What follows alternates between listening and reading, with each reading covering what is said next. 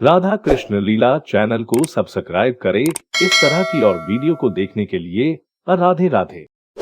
व्यक्ति किसी और वस्तु या भाव से परिचित हो ना हो, भय और भविष्य दोनों ही व्यक्ति के मन में सदैव रहते हैं, जिनका अस्तित्व व्यक्ति के अस्तित्व पे भारी रहता है। विचित्र है ना? वह वो है जिसे आप नहीं जानते, जो अनजान है, और इसी कारण आपको भय लगता है कि ना जाने क्या होगा। भविष्य वो है जो अब तक घटा ही नहीं, तो जो घटा ही नहीं उसके विषय में चिंता क्यों? आपके हाथ में है वर्तमान। वर्तमान के कर्म सत्य मन से कीजिए और सोचिए ये कि अपने कर्मों को और कितनी श्रेष्ठता से किया जा सकता है। इसलिए आप विश्वास कीजिए, यदि वर्तमान के कर्मों को आप सत्य मन से करोगे तो भय स्वयं ही निकल जाएगा और भविष्य का फल अवश्य ही मीठा होगा। इसलिए भय और भविष्य से डरना छोड़ दीजिए, इस वर्तमान को जी। जीवन में हम कई लोगों से मिलते हैं। आप भी ऐसे कई लोगों से मिले होंगे जिन्होंने स्वयं को असफल मान लिया, निराश हो चुके, जिन्होंने ये स्वीकार कर लिया है कि इस जीवन में उनसे कोई कार्य हो ही नहीं पाएगा, वो कुछ कर ही नहीं सकते, किसी कार्य के वो योग्य ही नहीं।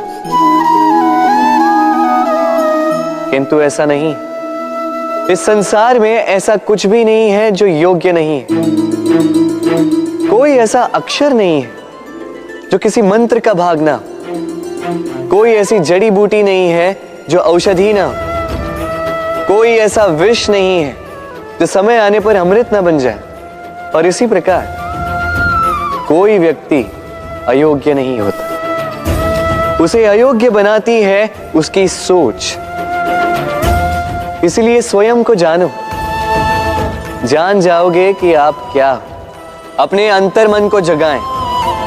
आप देखेंगे कि जिस संसार की नींव ही बनी है आशा से, उस संसार में निराशा, हताशा और हार जैसा कोई भाव अस्तित्व ही नहीं रखता। इतना सुंदर पुस्तक है, सुंदर आवरण है, सजाए हुए पृष्ठ है,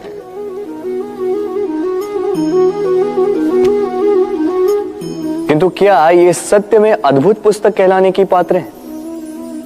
क्या इसमें जो लिखा है वो सत्य है, प्रेरणादायी है, हमारे लिए मूल्यवान है?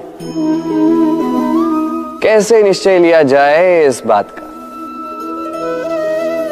अब आप सोचेंगे कि सीधी सी बात है, आवरण को देख के पुस्तक की गुणवत्ता कैसे जानी जा सकती? इसके लिए तो आपको उसे पढ़ना होगा, उसे समझना होगा, समय देना होगा,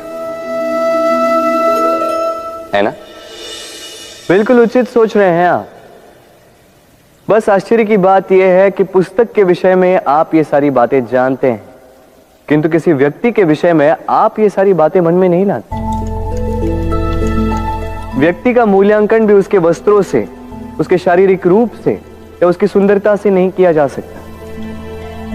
उसके लिए आपको उस व्यक्ति को पढ़ना होगा, उसे समझना होगा, उसे समय देना होगा। पर हम क्या करते हैं? पहनावे, रंग, सुंदरता को देखकर आकर्षित हो जाते हैं, उसे प्रेम समझ बैठते हैं, और आए दिन कोई ना कोई ये कहते सुनाई देता है कि उसकी प्रेम कहानी सफल नहीं हो पाई, उसे छल मिला। किंतु इसमें दोष किसी और का नहीं, स्वयं आपका है। आपने उस व्यक्ति को समय नहीं दिया, आपने उस व्यक्ति के विचार नहीं परखे। प्रेम 2 क्षण में बनने वाला पकवान नहीं है, इसका स्वाद चखने के लिए आपको जीवन भर का समय देना पड़ेगा। तो समय दीजिए, एक दूसरे के रूप से नहीं, आत्मा से जुड़ी, निश्चित ही मन प्रसन्नता से कह उठेगा, राधे राधे। हम में ऐसा कोई नहीं होगा जिसने वृक्षों को ना देखा, वृक्षों पे इन पक्षियों को ना देखा, इनके घोंसलों को ना देखा, इन पक्षियों को अपने छोटे छोटे बच्चों को भोजन कराते ना देखा। संसार का सबसे ममत्व वाला दृश्य होता है। चिड़िया दूर से अपनी चोंच में दाना भरकर लाती है, स्वयं भोजन करने में असक्षम संतान की चोंच में डालती है, स्वयं भूखी रहकर निस्वार्थ निश्चलता से। और जब संतान के पंख निकल आते हैं, वो उसे उड़ना सिखाती और उसके पश्चात उसे स्वतंत्र कर देती है अपना जीवन जीने के लिए, इस आकाश में उड़ान भरने के लिए। और हम मनुष्य क्या करते हैं? जिस संतान को हम पंछी की भांति पालते हैं, उसके पंख निकलते ही हम उसे बांध देते हैं, ये सोच के कि कहीं वो दूर उड़कर न चली जाए। ऐसा नहीं कि इस स्थिति में माता पिता को संतान से प्रेम नहीं है, अवश्य, किंतु इसमें प्रेम पर मोह भारी पड़ जाता है, जो स्वयं अपने और संतान के भविष्य के बीच में बाधा बन जाता है। हम ये भूल जाते हैं कि हम केवल जन्मदाता हैं, भाग्य विधाता नहीं। तो जब प्रेम में मोह आ जाए तो वो प्रेम नहीं, स्वार्थ बन जाता है। इसलिए प्रेम को पास रखिए और मोह को दूर, क्योंकि जिससे प्रेम करते हैं उसका विकास नहीं रोका करते। प्रेम संसार का सबसे पवित्र बंधन है, पर सच पूछो तो ये बंधन से मुक्ति है, स्वतंत्रता है।